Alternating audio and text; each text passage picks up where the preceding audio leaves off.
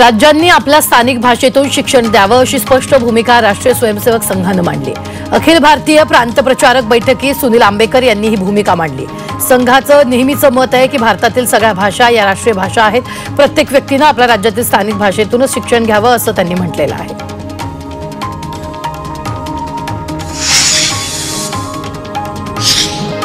उद्धव ठाकरेंच्या उपस्थितीत विधान भवनात शिवसेना उद्धव बाळासाहेब ठाकरे पक्षाच्या आमदारांची बैठक पार पडली। या बैठकीला उद्धव ठाकरे, आदित्य ठाकरे आणि अंबादास दानवे उपस्थित होते। यावेळी उद्धव ठाकरेंनी आमदारांना मार्गदर्शन केले। विरोधी पक्षनेता निवडीसंदर्भात विधानसभा अध्यक्ष राहुल नार्वेकर यांना उद्या शिवसेना उद्धव बाळासाहेब ठाकरे पक्षाकडून स्मरणपत्र देण्यात येईल। उद्धव ठाकरेंच्या उपस्थितीत विधान भवनात झालेल्या आमदारांच्या बैठकीत हा महत्त्वाचा निर्णय घेण्यात आला। उद्या शिवसेना उद्धव बाळासाहेब ठाकरे पक्षाच्या आमदारांकडून सभागृहात मुद्दा उपस्थित केला जाणार आहे। पदयात्रेवर टीका करणाऱ्या मंत्री चंद्रशेखर बावनकुळेंना बच्चू कडूंनी उत्तर दिले। आम्हाला आंदोलन करण्याची हौस नाही, पण जोपर्यंत शेतकऱ्यांची संपूर्ण कर्जमाफी होत नाही तोपर्यंत पदयात्रा सुरूच राहणार असल्याचं कडू यांनी म्हटलंय। शेतकऱ्यांच्या कर्जमाफीसाठी बच्चू कडू यांची भर पावसात पदयात्रा सुरू आहे। सांगली महापालिकेवर दलित महासंघाच्या वतीनं मोर्चा काढण्यात आला। शहरातल्या हातगाडी फेरीवाल्यांवर कारवाई करण्यात येते, मात्र याला दलित महासंघानं विरोध दर्शवला। महापालिकांकडून कारवाई सुरूच राहिल्याचं तीव्र आंदोलन करू असा इशारा आंदोलकांनी दिलाय।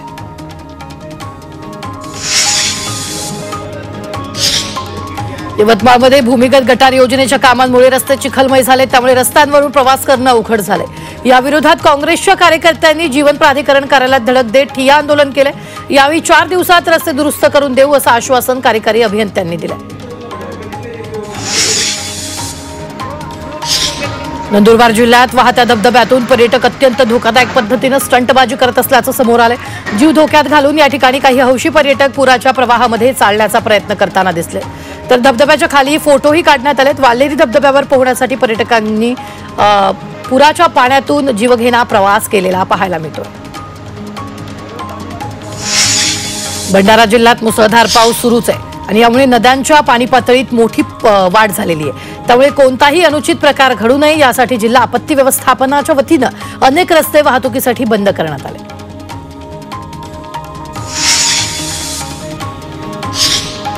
भंडारा जिल्ह्यातील सिहोरामध्ये मुसळधार पाऊस पडतोय। पावसाचं पाणी नागरिकांच्या घरात शिरलंय, त्यामुळे घरउपयोगी वस्तूंचं मोठं नुकसान झालंय। हवामान खात्यानं भंडारा जिल्ह्यात सध्या पावसाचा ऑरेंज अलर्ट जारी केलाय।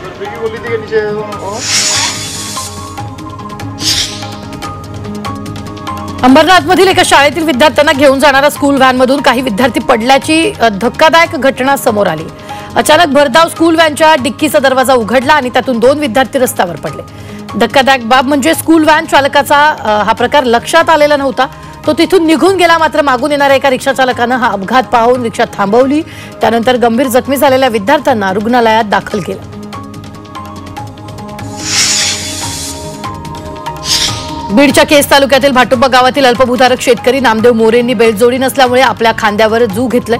नामदेव मोरे यांनी थेट शेतात उतरून कोळपणी केली आहे। त्यांच्या या संघर्षात पत्नीही खांद्याला खांदा लावून मदत करताना दिसते। नांदेड जालना समृद्धी बाधित शेतकऱ्यांनी कोरड्या विहिरीत बसून आंदोलन केले। समृद्धी महामार्गात गेलेल्या जमिनीला मूल्यांकनाच्या 5 पट मावेजा द्यावा यासाठी 2 महिन्यांपासून धरणं आंदोलन सुरू आहे, मात्र सरकारनं अद्याप आंदोलनाची दखल घेतली नसल्यानं संतप्त शेतकऱ्यांनी विहिरीत बसून निषेध केला। वाशिमच्या रिठद येथील बँक ऑफ महाराष्ट्र समोर शेतकऱ्यांनी ठिय्या आंदोलन केले। शेतकऱ्यांच्या खात्यात जमा झालेली अनुदानाची रक्कम बँकेनं रोखून धरल्यानं शेतकरी संतापले। दरम्यान बँक मॅनेजरनं यापुढे असं होणार नाही असं आश्वासन दिल्यानंतर आंदोलन मागे घेण्यात आलं। चार्जरच्या वायरनं नवऱ्यानं बायकोची हत्या केली आणि या घटनेनंतर नवऱ्यानंही गळफास घेत आत्महत्या केली आहे। सोलापूरच्या उळे गावातील ही धक्कादायक घटना। उळे गावात राहणाऱ्या नवऱ्यानं चार्जिंगच्या वायरनं गळा आवळत बायकोची हत्या करून स्वतःही गळफास घेऊन आत्महत्या केली आहे। 2 महिन्यापूर्वीच त्यांचा प्रेमविवाह झालेला होता। माजी मुख्यमंत्री यशवंतराव चव्हाण यांची पणती अमायरा चव्हाणनं वयाच्या 11व्या वर्षीच साहित्य विश्वात दमदार पदार्पण केलंय। अमायरानं लिहिलेल्या द ट्रेल डायरीज या साहस कथेचं प्रकाशन डॉक्टर अश्विनी जोशी यांच्या हस्ते पार पडले। यावेळी उपस्थितांनी अमायराच्या लेखनाचं आणि पुस्तकाचं कौतुक केले। विदर्भात मुसळधार पावसाचा इशारा देण्यात आलाय. गडचिरोली, चंद्रपूर आणि गोंदियाला पावसाचा रेड अलर्ट दिला गेलाय, तर नागपूर, भंडारा, वर्धा आणि अमरावतीसाठी ऑरेंज अलर्ट जाहीर केला. त्याचवेळी नागपूर जिल्ह्यासाठी आज आणि उद्या ऑरेंज अलर्ट जारी केला.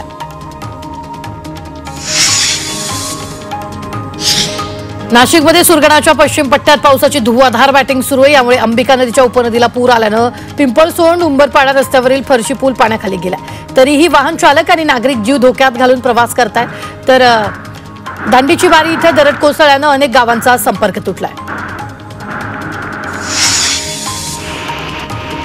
नाशिकच्या दुगारवाडी धबधब्यावर अचानक पर्यटकांची मोठी गर्दी झाली होती. याच धबधब्यावर तब्बल 15 ते 20 पर्यटक अडकले होते. स्थानिक तरुणांकडून पर्यटकांचं रेस्क्यू ऑपरेशन करण्यात आलं. पुराच्या पाण्यात अडकलेल्या पर्यटकांना बाहेर काढल्याचा थरार व्हिडिओ समोर आला.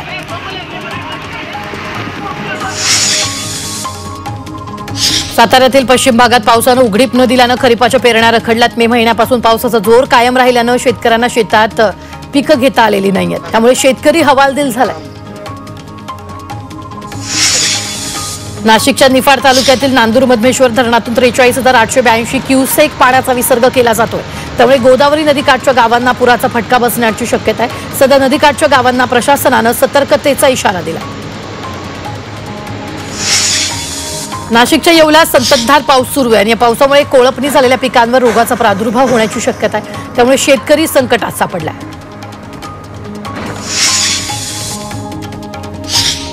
भारतातील इलेक्ट्रॉनिक्स, ऑटोमोबाईल सारख्या क्षेत्रांसाठी महत्त्वाचं असलेल्या मशीन्स आणि सुट्ट्या भागांची डिलिव्हरी चीननं थांबवलेली आहे. तसंच भारतात आयफोन बनवणारे 300हून अधिक चीनी इंजिनियर्स आणि टेक्निशियन्स यांना चीननं परत बोलवण्याचे आदेश दिले. त्यामुळे ॲपलच्या उत्पादनाला याचा फटका बसणार आहे.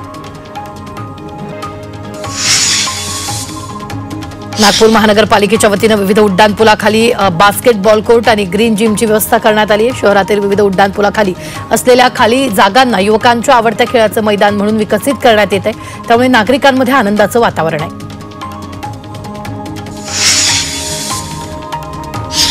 प्राडा या इटालियन फॅशन ब्रँडनं आपल्या कोल्हापुरी चपलेचं डिझाईन चोरून फॅशन शोमध्ये वापरलं होतं. यावरून प्राडावर प्रचंड टीका झाली. आता अभिनेत्री करीना कपूरनं कोल्हापुरी चप्पल घालत इन्स्टा पोस्ट केलेली आहे. तर प्राडा नाही तर आपली कोल्हापुरी ओरिजिनल असल्याचं तिनं म्हटलंय. तिच्या या पोस्टवर चाहत्यांनी कमेंट्सचा वर्षाव केला.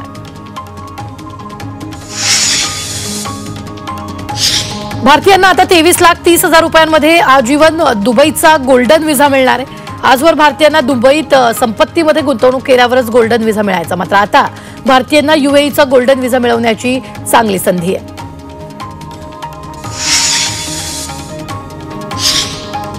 केंद्र सरकारच्या कर्मचाऱ्यांना आता पदोन्नतीसाठी डिजिटल कोर्स उत्तीर्ण होणं आवश्यक असणार आहे. पंतप्रधान नरेंद्र मोदी यांनी याबाबतचे निर्देश दिले.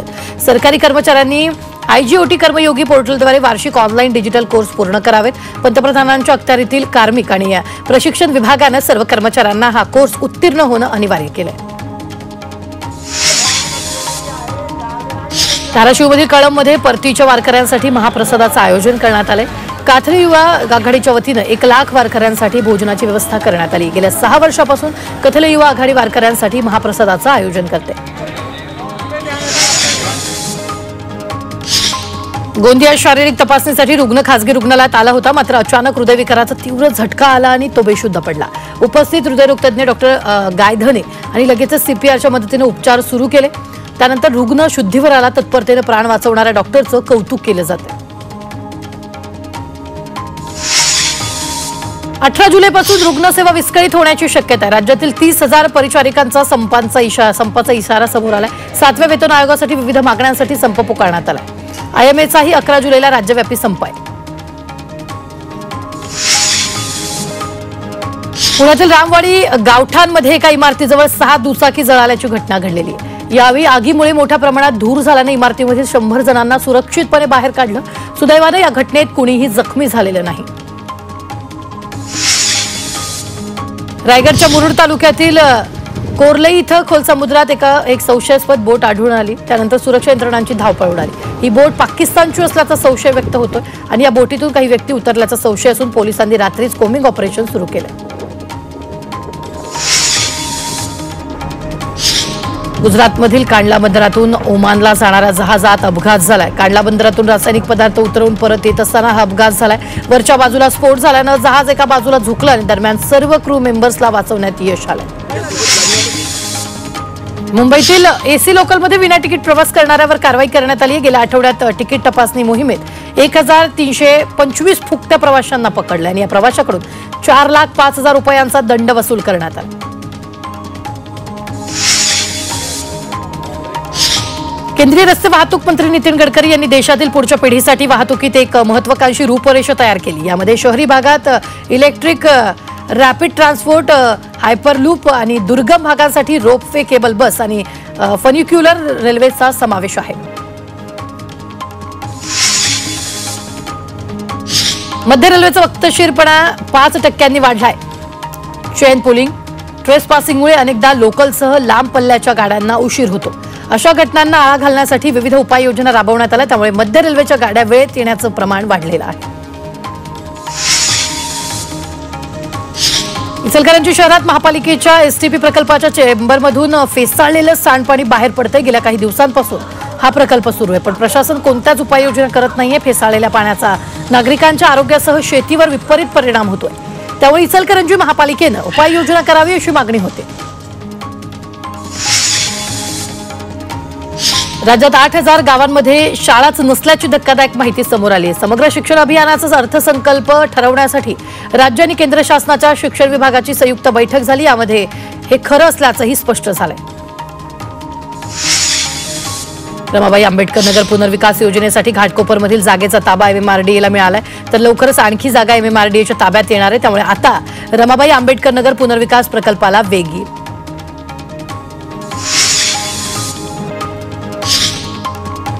वाशिमच्या मंगळुरूपीर आणि मानोरा तालुक्यातील शेतकरी वन्य प्राण्यांच्या हैदोसामुळे त्रस्त झाले. 40 ते 50 रोही आणि नीलगाईच्या कळपांनी शेतात घुसून अनेक पिकांचं नुकसान केलं. त्यामुळे तातडीनं वन्य प्राण्यांचा बंदोबस्त करण्याची मागणी शेतकऱ्यांनी केली आहे. मुंबईच्या भायखळामधील राणीच्या बागेत गेल्या 6 वर्षात 286 प्राण्यांचा जन्म झालाय, तर 275 प्राण्यांचा मृत्यू झालाय. जन्म झालेल्यांमध्ये चितळ, हत्ती, कासव, पोपट यांचा समावेश आहे, तर बहुतांश मृत्यू हे वृद्धापकाळानं झाले.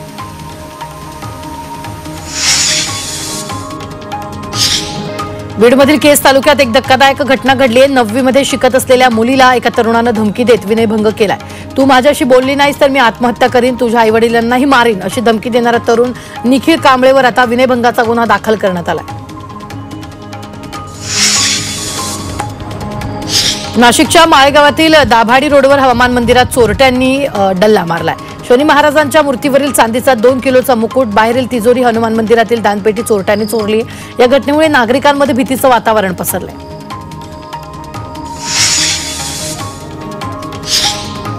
पंढरपूर तालुक्यातील कासेगावमध्ये एकाच कुटुंबातील 4 जणांनी आत्महत्या केली. घरगुती वादातून मोनाली आजबे यानं 2 लहान मुलांना घेऊन विहिरीत उडी मारली. ही बाब पती ममाजू याला कळताच त्यानं गळफास घेत आत्महत्या केली. एकाच दिवशी आजबे कुटुंबाचा असा शेवट झाल्यानं कासेगावात हळहळ व्यक्त होते.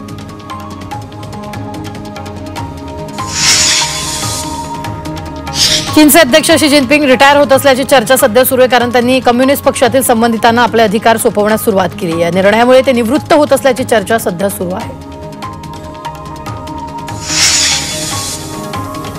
गोंदियातील गंगाझरी रेल्वे स्टेशनजवळ आझाद हिंद एक्सप्रेसचा मोठा अपघात टळला. एक्सप्रेसच्या ब्रेक लायनरमध्ये घर्षण झाल्यानं गाडीतून अचानक धूर निघू लागला आणि यावेळी सुदैवानं आगीसारखी कोणतीही घटना घडलेली नाहीये. मात्र प्रवाशांमध्ये भीतीचं वातावरण आहे.